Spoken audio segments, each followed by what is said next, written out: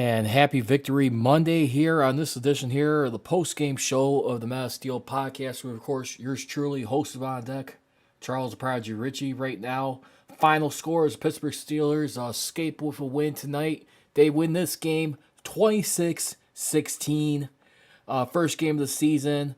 Glad to get the first victory out of the way.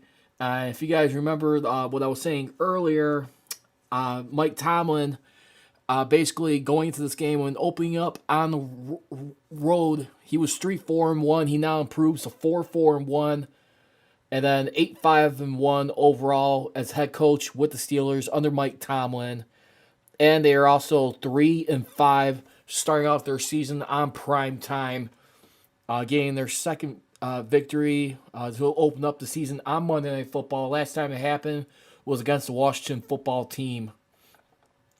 Again, I hope those of you got a chance to enjoy the game. I want to hear your guys' thoughts, reactions. For those of you who are still awake and still wanting to digest tonight's victory, definitely, let's be honest.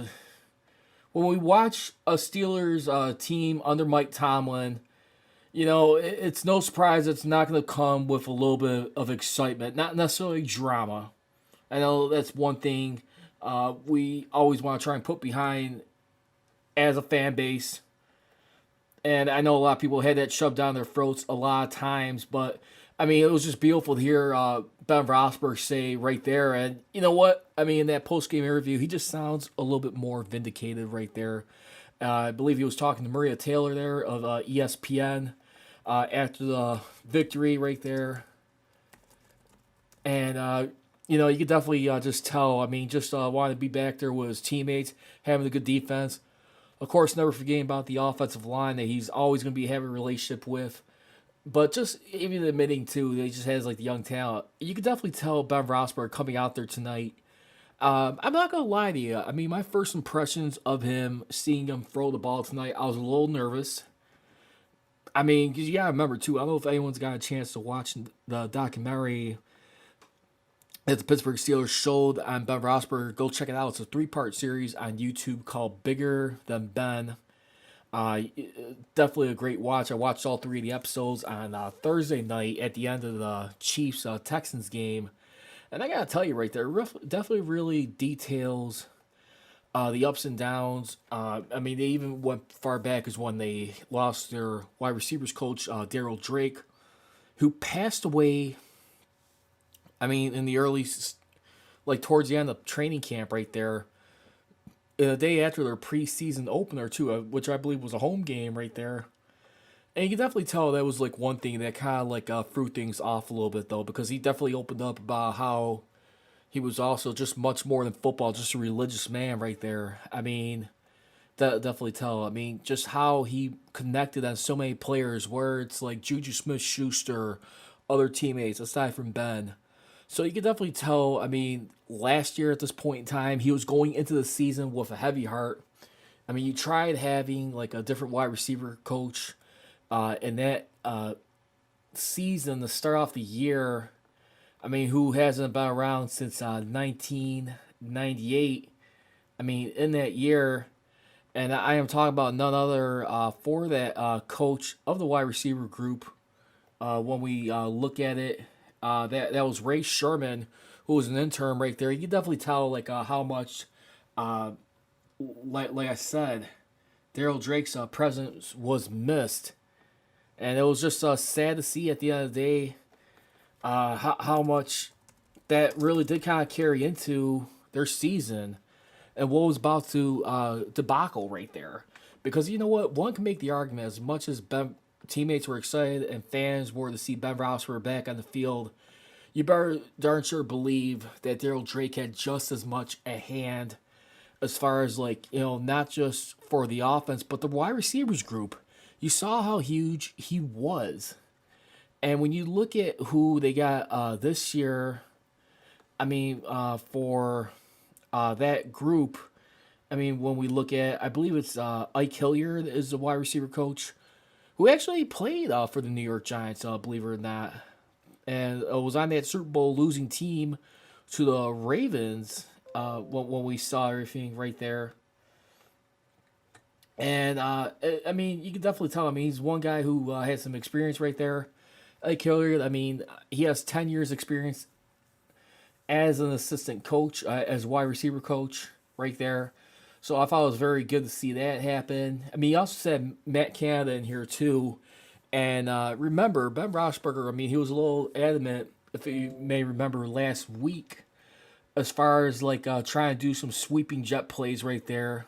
I mean, Ben Roethlisberger, I mean, teasing with a little bit with Mark Caboli, who asked him about that, who said, like, yo, who said we're going to do that? But at the end of the day, too, let's not kid ourselves.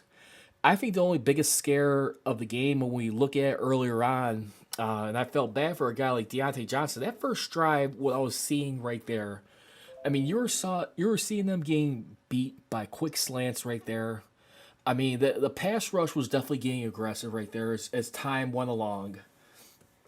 I mean, there was a lot of times where the Steelers, when they decided to rush Daniel Jones, he was making them pay with those quick passes where he was getting his tight ends involved in that game. And I really felt that was important. I felt like there was a point in time, like especially in the second half, where the Steelers just decided they just need to just drop back more instead of bringing the pressure, save that up for the fourth quarter. I mean, if you remember the game plan earlier that I said earlier on in the pregame earlier today, which was a little after 5 o'clock Central Time, I definitely said the keys to victory was to sack Daniel Jones 3 or more times. They sacked him 3 times today. Control the time of possession in this game, which Steelers did do. So they controlled it about 32-28. So about a 4 minute differential right there. Very good right there. And then the other key I said that did not come through, but to keep it the passing attempts under 30. He had 36 and 37 record, but now he evens up at 500. He passes 2 more attempts more than what I was advising him not to do. Nah, I'm just kidding. But then again, but you know what? I want to hear you fans open up. What did you think about Ben Roethlisberger's first game back? I mean, right here, 3 touchdowns, 0 interceptions, only got sacked twice, had quarterback rating of 117.8, not bad. Threw for 229 yards. And he went 21 of 32, completing about 66% of his passes. So that was very encouraging right there, I felt. And the biggest thing, too, I was like noticing this game, what was really standing out for me was the lack of the running game earlier on in the game. I felt like that needed to step up. Remember James Conner around the second quarter, he had to leave with an ankle injury. And we got some injuries coming up here we're going to report to in just a second. But I definitely feel like, that was one of the key things. I mean, when you have a guy who's been out for like a year, first time in his career, that's the key right there. Keep this guy comfortable. I mean, get some help. Utilize your weapons around you. I'm glad for Ben Roethlisberger we did not get to see the old guy who's going to force balls into tight windows right there. Ben Roethlisberger, as you were able to see, there was times where he was able to just relax, move around like he used to. Heck, he even slid for a first down. And then, you know what, too? I'm glad there was times where the pass rush was on him. He was just smart enough to take the sack. So, I mean, other than that, I mean, before, what would usually happen, Ben is a hard guy to sack. But there's times, once you see him get rattled, and they get like a good grip on this guy, they shake him up, put pressure in his face. He's not all that hard to bring down. But I really feel like right there, that was the only concern I had going to tonight's game was that also, too, New York Giants did have a bad practice on Friday. We heard the story right there that was posted by Bob Pompiani of us. Of 93.7 The Fan, Pittsburgh, right there. And I just, how he was definitely ripping into his guys for a lack of practice or lack thereof, cursing them out. made them start over, them start to practice all over again. And I just felt like right there, I was a little concerned, like how much were they going to be able to take that out on the Steelers, play with a little bit of a chippiness. Because you got to give the Giants credit right there. I mean, of course, there's no such things as moral victories, but I got to tell you, I mean, Joe Judge, give him some credit right there. I mean, for a guy who definitely complimented Mike Tomlin, had a lot of admiration for him. I mean, who doesn't? I mean, like what he mentioned him in his coaching career. I mean, he spent like the last previous 8 seasons under Bill Belichick, 3 Super Bowls together during that time as a special teams coach. So I was a little bit concerned like how they were going to be able to do on special teams tonight. I mean, just knowing that he was from that department right there. There was no kick returns, but they did have 3 punts for 39 yards, 13 yards in average, which wasn't that bad. Pretty solid right there. I mean, I felt like the Giants did a good job, like making the Steelers get uncomfortable, as many times point out. I mean, and by the way, what you guys think of tonight? And I thought it was going to be the other guys I talked about who's going to be on there along with Brian Greasy and everybody. But instead, it turned out to be Chris Fowler and Kirk Herbstreit of college football right there calling the game tonight. I thought they did a fine, good job right there calling the game, giving a little bit of like usually those guys you can hear them on ESPN college football. Herbstreit right there. I thought that was a nice little twist. What did you guys think of the announce crew? I thought that was a little fun. I enjoyed that for the first half of the Monday night doubleheader that happened today. So it was kind of cool to see that. But I'm not going to lie to you. Like I said, I'm from Chicago. As everyone is aware, I got like people in my family. I mean, hearts race seeing the Bears win their first victory against the Lions. And I definitely told people yesterday, if you think that's nothing, try stepping in my shoes and being a Steeler fan. I mean, if you guys feel like you've seen drama or excitement in games, come watch some of our games, because I really believe that. I mean, at the end of the day, Mike Tomlin, I think, has definitely earned everyone's respect as far as coaching his team in his 14th season, believe it or not. I mean, coaching the previous 13 right there, never having a losing record.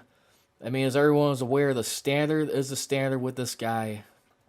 And when he continues to keep the tempo up, you know what? You just see, I mean, a lot of people were a little mystified about everybody, not just the Steelers, but all NFL teams.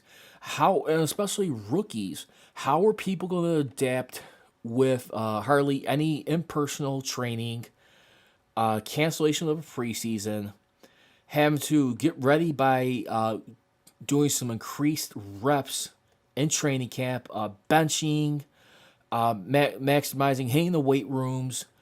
I mean, there's still a lot of people out there too. I mean, like even like just the COVID-19 protocols right there. Like I said, I truly believe watching this it is like poetry in motion. And you look at all the times we've been in before the Black Lives Matter thing went viral back in May, which is still nothing to overlook by any means. I just will say this. I just feel like it was just, and it was a beautiful way, by the way, before we get into like COVID-19. I mean, you saw like a bunch of like Steelers players, according to Mike Tomlin, at the beginning of that game, I mean, basically said, he told Bobby Labriola, WDVE radio on the pregame show, I figure guys intend to stand arm in arm and hold banners and express their opinions regarding racism. They also want to represent the hometowns. And I thought that was very well done right there. You saw some signs being held up. I mean, this team is more unified than ever. Like I said, the only part where I was like a little bit like adamant about towards the end, which I wish they would have done, but hey, you know what? Not always get your way, but I would have just loved to at least seen the Steelers. I don't know about anyone else. When they went up by 15, why not just go for the knockout punch at that point? why not just go for the 2 point conversion? I mean, either way, you're gonna if the Giants were to score a touchdown on their next drive, which they eventually did, you're forcing them either way to score with a 2 point conversion. I mean, 16 points. I mean, that's the thing. I mean, it's like the defense I thought was really doing a good job. I mean, harassing guys right there. I mean, on the Giants right there. And like I said, I mean, you had 11 tackles for losses on that game versus 5 to the Giants right there. So you're +6 in that area, +1 in the turnover ratio. I mean, with 2 interceptions, and then the only lost fumble that was by Deontay Johnson earlier in the game, basically on that muffed punt. So that was just like the only thing I think that made a lot of people, I think, sick to their stomach right there. I mean, seeing that earlier on. But I definitely feel like right there, I mean, they did a good job just hanging in there, making Ben Roethlisberger get a little comfortable. Because I'm not going to lie to you, because my only concern was if they were to fall behind, I mean, how much pressure was that going to put on Ben Roethlisberger? You really got to make this thing easy as possible for him. I mean, you don't want to see him be feel like he's got to work extra hard just from coming back.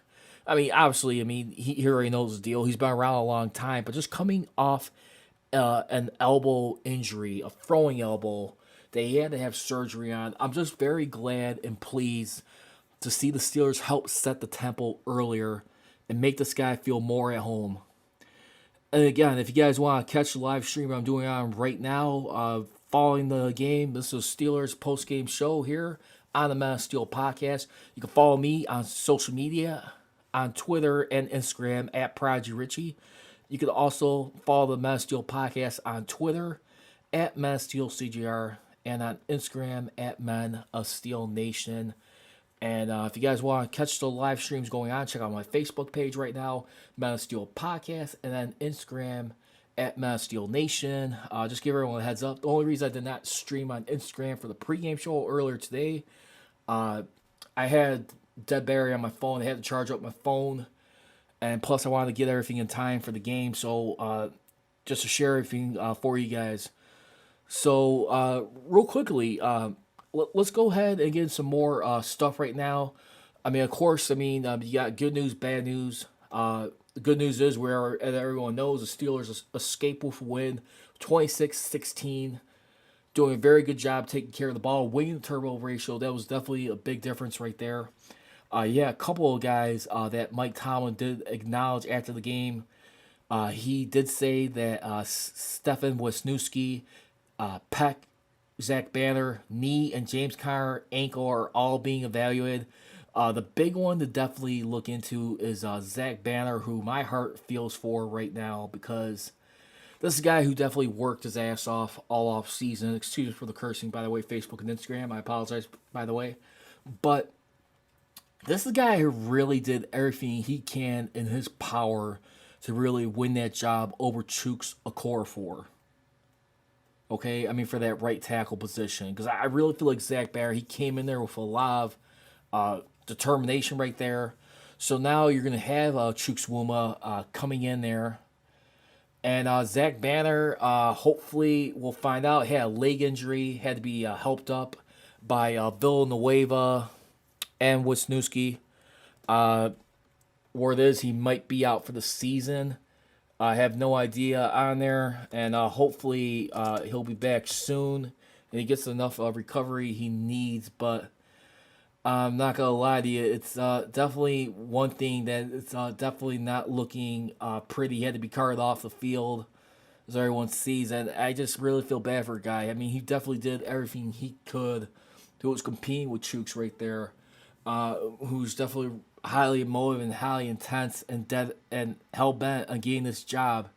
Now the question becomes: now you have Chukwuma Okorafor, who are you going to slide in at right tackle for right now? Because now when you look over at the left tackle, you had Zach Banner or Chooks Okorafor right there. So left tackle and right tackle, you're going to need a little bit of depth.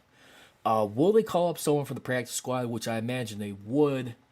And currently on the practice squad, you got Durham Gray and Anthony Coyle and Jerron Jones right now. So far, the offensive linemen on the practice squad for right now. Remember, you got 16 total, which for this year, teams are allowing to carry up.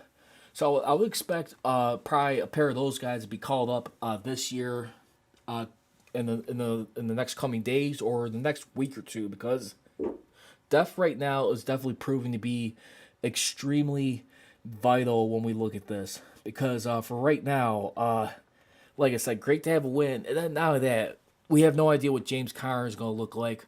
But I tell you what, Benny Snell, for not having any touchdowns tonight, I got to tell you, this guy definitely showed up and showed up big, helping out Ben right there. I was just glad to see that run game help being the closeout guy.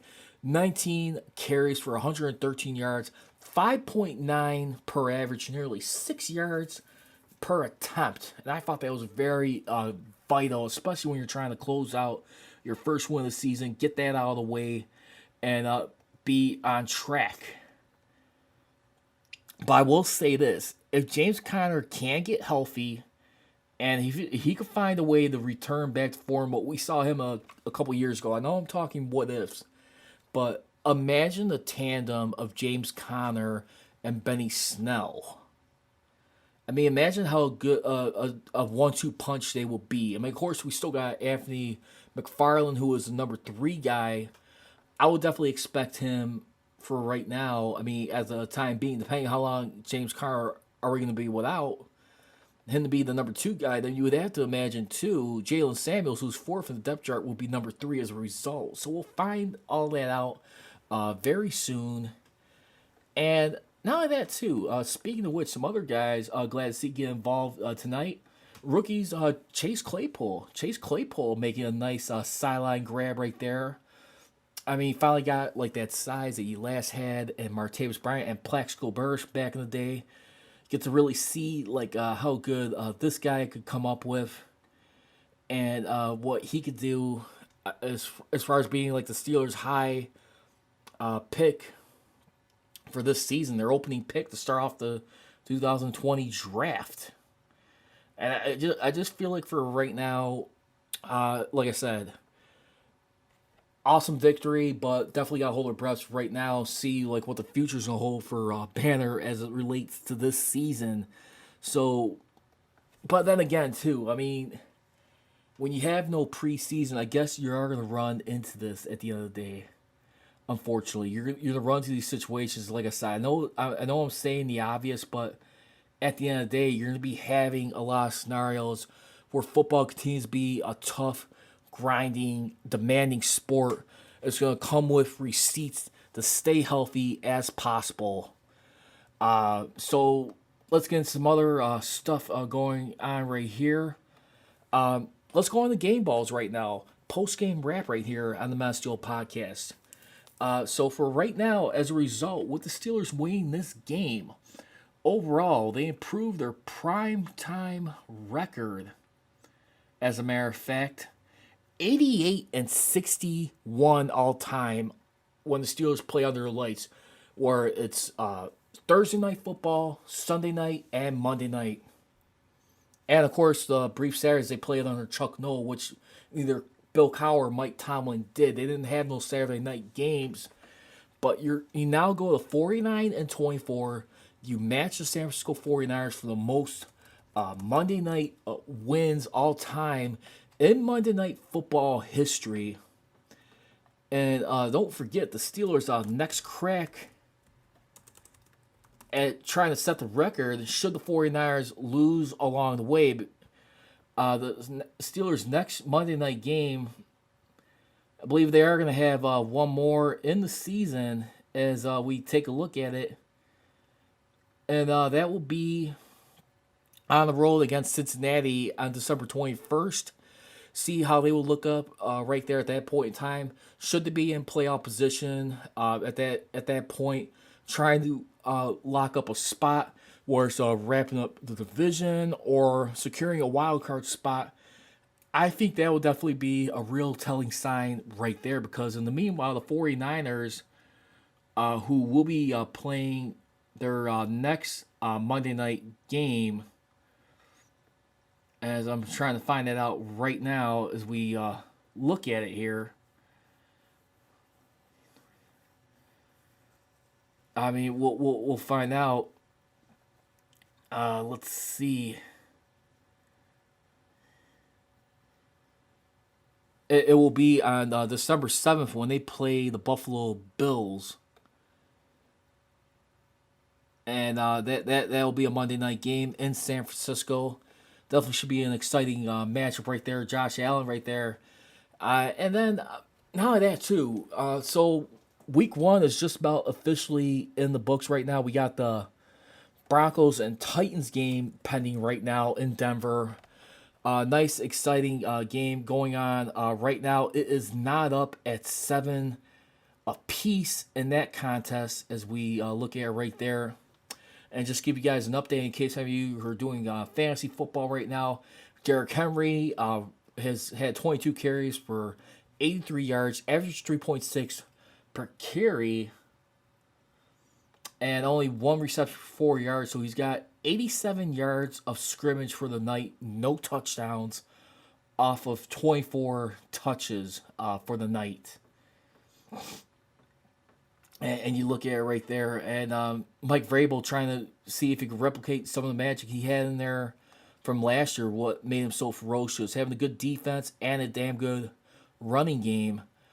So far, I mean, it's anybody's ball game at this point. The Titans currently, right now, they are playing, like I said, the Broncos in Invesco Stadium at Mile High.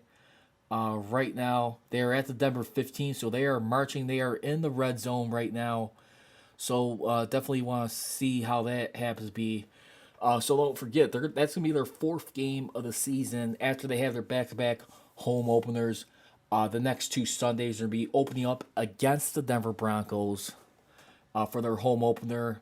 That game, as we get more information about the injuries updates, that's going to be at 12 o'clock. And then we're going to have the following week against the Texans at 12 p.m. So there you have it right there. Game balls, let's go ahead and get into them real quick. Right now, game ball on offense, what can you say? I'm going to give it to Big Ben Roethlisberger.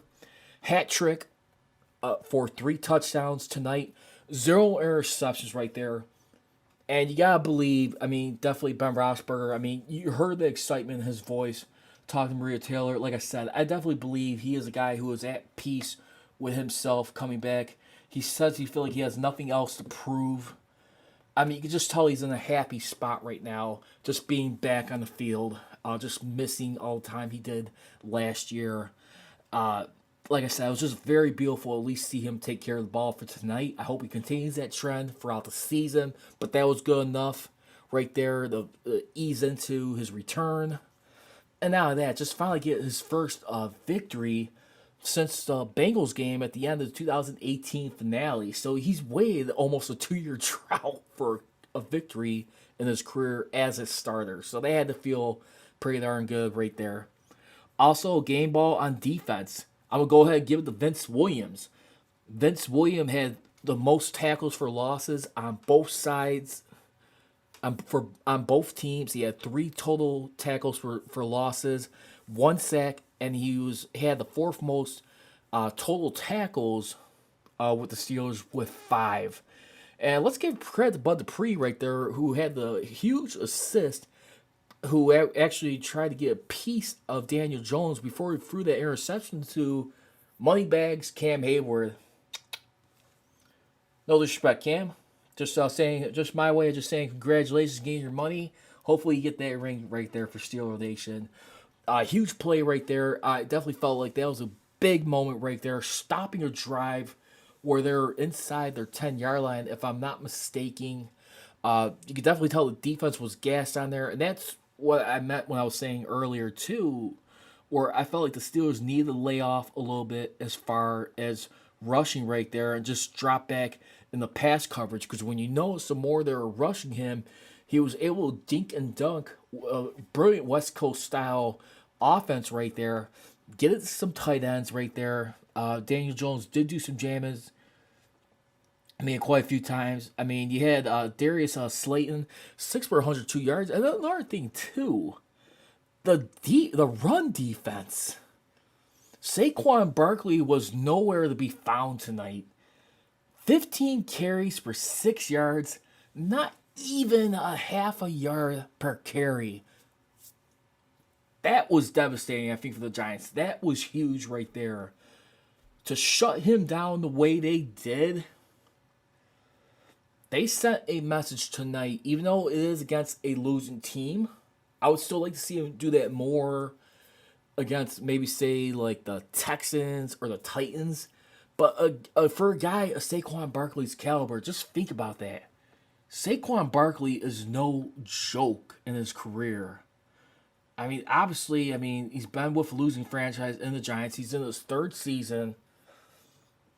I mean, this is a guy right here. I mean, his rookie season, he had, for that year, when you look at it, 2,028 yards of scrimmage with 15 touchdowns. You follow that up the next year with 1,076 yards of scrimmage with 8 touchdowns. Very productive guy right there. You heard Mike Tomlin talk highly about him. When we look at it, shut him down the way they did, very impressive. And I think another thing I failed to mention too, I think what I was a little concerned with, making sure they found a way to match the Giants' intensity. So that's going to do it for this edition here of the Man of Steel podcast. Feel free to tune in with me on my normal time here on Wednesdays at 6:30 p.m. Central Standard Time as we take a little bit more closer at the injury report going into their home opener against the Broncos, which once again will be at 12 p.m. Central Standard Time, back-to-back 12 p.m. Starts not later in the day just because they're playing a West Coast team. The Broncos will have to play a lot earlier in the day for that. So hopefully there'll be some good news right there, especially on the offensive line, which is my concern right there, because you're going to be pretty thinned out right now. Be interesting to see who they call up, and I hope and everybody just keep them in your prayers. Zach Banner right there, number 72.